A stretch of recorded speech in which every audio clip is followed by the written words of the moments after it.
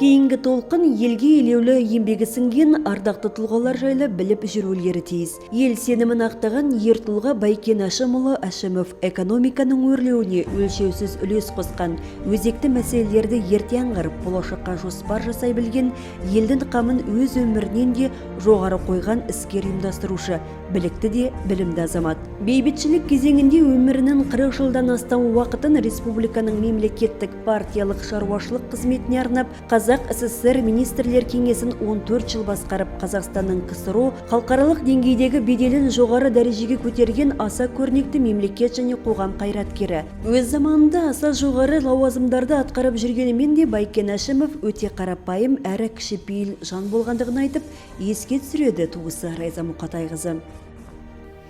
Ол кісінің кішіпейілігі сондай, мына балаларына, бақыт апамызға өзінің мініп жүрген служебный машинасын еш уақытта үйдің шаруашылығына пайдаланбайтын. Бір жаққа қыдыратын болса, бір жаққа баратын болатын болса, такси алып сөйтіп баратын. Райкомның қатарында жұмыс істесе дағы, ол кісі жеке өзіне коттедж салып, не болмаса жеке саяжайда тұрған жоқ, шахтерлармен бірге бір үйде тұрды. Байкен Әшімұлы Ақмола облысы Көкшетау уезі Шақпақбай ауылында дүниеге келген. Ол 15 жасқа толған кезде 1932 жыл елде аштық жайлаған жылмен тұспа-тұс келген. Анасы мен атасы Байкен Әшімовтың ауылда қалғанын қаламай дереу аттандырады. Байкеннің бақытына орай жатақханадан орын беріліп, күніне 800 грамм нан мен бір мезгіл ыстық тамақ ішу бақыты бұйырады. Аштықтан кейінгі бұл кезең оған жұмақтағыдай көрінеді. Сол жерде техникумға оқуға түседі. 1938 жылы Байкен Әшімовтің өмірі күрт өзгереді. Оны әскер қатарына шақырады. Осылайша екінші дүниежүзілік соғысы, Ұлы Отан соғысында қасық қаны қалғанша күресіп, сол ерліктері үшін Сталиннен 2 рет марапаттау хатын, Қызыл жұлдыз орденімен, Ұлы Отан соғысының 1-ші және 2-ші дәрежелі ордендерімен, ерен еңбегі үшін медальмен марапатталған. Ұлы Отан соғысының ардагері елге оралған соң сүйіктісі Бақыт Әсет қызымен шаңырақ көтереді. Балалы, шағалы болады. Соғыс жылдан кейін Байкен жеземіз соғыстан қайтып келгеннен кейін Бақыт апамызға үйленді. Байкен Әшімовтың өсірген 3 баласы бар. Оңдасын, политехническая бітіріп, докторлықты қорғап, ол Петропавлдар институттың ректоры болды.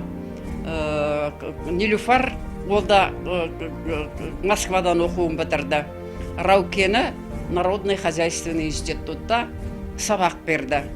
Мінекей ұрпақтың жалғастығын деген сол. Қазір енді біз алыстан қазір бір-бірімізге телефон арқылы сөйлесеміз.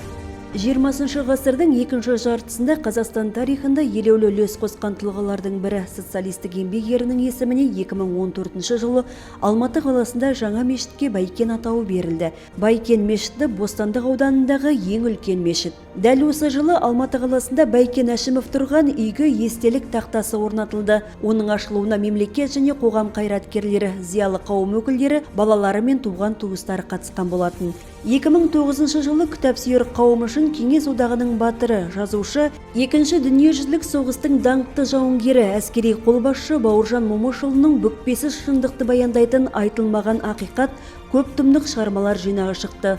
Алаштың Ардауылының жазбасынан Байкен Әшімовке қатысты құнды деректерді кездестіруге болады. 2017 жылы мемлекет қайраткерінің өмірі мен шығармашылығынан сыр шертетін тағы бір жаңа кітап жарыққа шықты. Оның авторы белгілі жазушы, Қазақстанның құрметті журналисті Николай Коленко. Құнды кітапта қоғам қайраткерімен бірге қызметтес болған партия басшыларының, достары мен туыстарының естеліктері, мақалалары жинақталған.